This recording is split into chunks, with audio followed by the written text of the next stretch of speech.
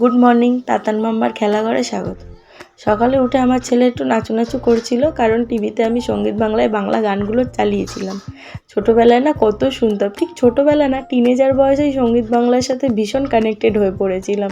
কতবার তো লেটারও পাঠিয়েছিলাম। সে যাই হোক, অন্য কথা। সেই আওয়াজ শুনে আমার ছেলে একটু নাচছিল, যেই ক্যামেরাটা নিয়ে সামনে গেছে অমনি নাচ বন্ধ করে ঘর ঝাড় দিতে শুরু করে দিয়েছে। আমি ঘর ঝাড় দিয়েছি, একটু আগেও দেখেছে, ঠিক সেটা কপি করতে লেগেছে।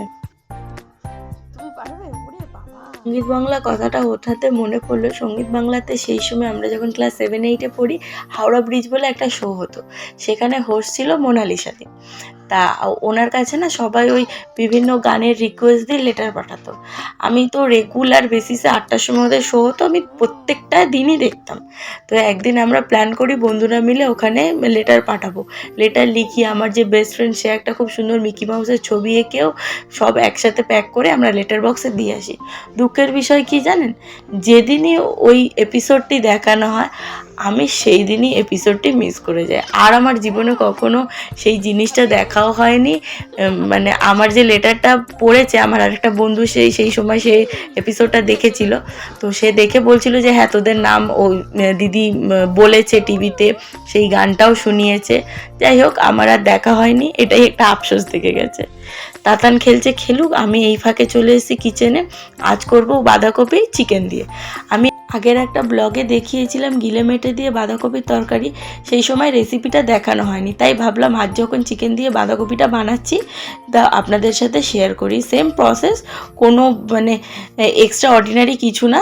আমি চিকেন দিয়েছি, আপনারা গিলে মেটে চাইলে গিলে মেটে দিতে পারেন, চিংড়ি মাছ চাইলে চিংড়ি মাছ দিতে পারেন।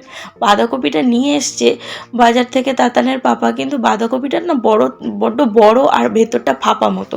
ওরকম ফাঁপা বাঁধাকপিগুলো থেকে না ভীষণ পরিমাণে জল বেরোয়, আর হতেও তাই জন্য অনেকটা সময় লাগে। বাঁধাকপি কাটা হয়ে গেছে, এইখানে তেল গরম করে আমি আলুগুলো লাল লাল করে ভেজে নিচ্ছি।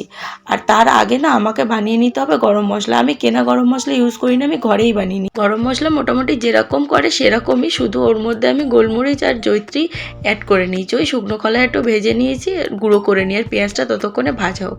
এত সুন্দর গ্রিন মশলাগুলো আমি নিয়ে এসেছি যেখান থেকে, আমি একদিন আপনাদেরকে সেখানে নিয়ে যাবো। সেই দাদার কাছে না খুব কম দামে গোটা বিভিন্ন ধরনের মশলা পাওয়া যায়, জিরে ধনে সব কিছু।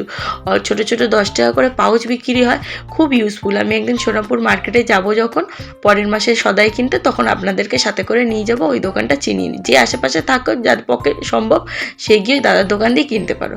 পেঁয়াজ ভাজা প্রায় হয়ে গেছে, এবার ছোটো ছোটো করে চিকেনগুলো কেটে রেখেছিলাম ওটা দিয়ে দিয়েছি, সঙ্গে দিয়ে দিয়েছি রসুন বাটা, কাঁচা লঙ্কা বাটা, আর নুন হলুদ রেগুলার যেই মশলা, ধনে জিরে বাটা আমি পেস্ট করে রেখেছিলাম, আর সাথে আদা বাটা দিয়ে ভালো করে কষিয়ে নিয়ে, টমেটো ছিল না বলে একটু টক দই, বেশি করে চিনি আর লবণ দিয়ে ভালো করে কষিয়ে নিয়ে আলু, এরপর দিয়ে দেবো আমি বাঁধাকপিটা।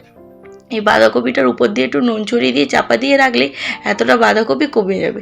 কমে তো গেছে, আরও কমবে, আর প্রচুর পরিমাণে জল বেরোবে। ওই জল শুকাতেই হয়ে যাবে আমার আলু আর চিকেন দুটোই সিদ্ধ। এইদিকে আমার ভাতটা হয়ে গেছে, আমি নামিয়ে নিয়েছি।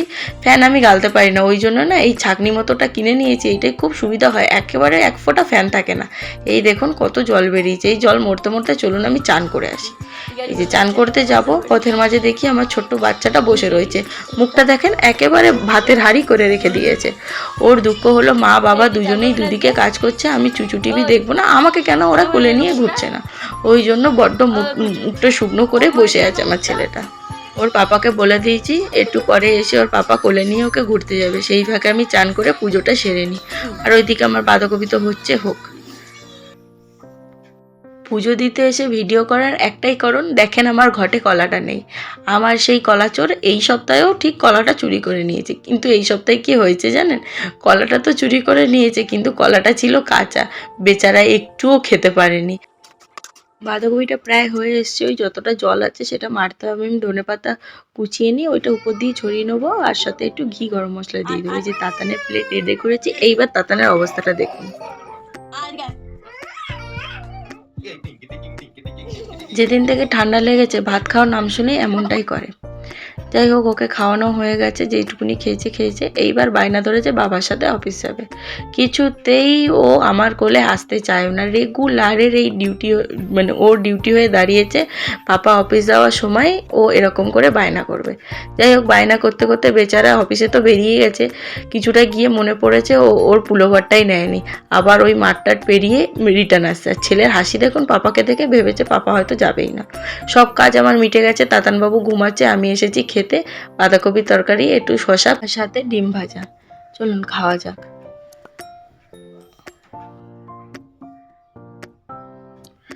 বিকাল হয়ে গেছে, এখন তাতানকে নিয়ে আমি পাড়া ঘুরতে বেরিয়েছি।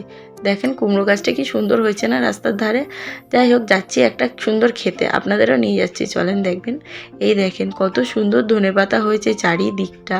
আর ওই যে ওই দূরে ওইগুলো হলো মূলো শাক, তার ওইদিকে কী শাক হয়েছে ঠিক বোঝা যাচ্ছে না। আর মাঝে হয়েছে আপনার পালং শাক।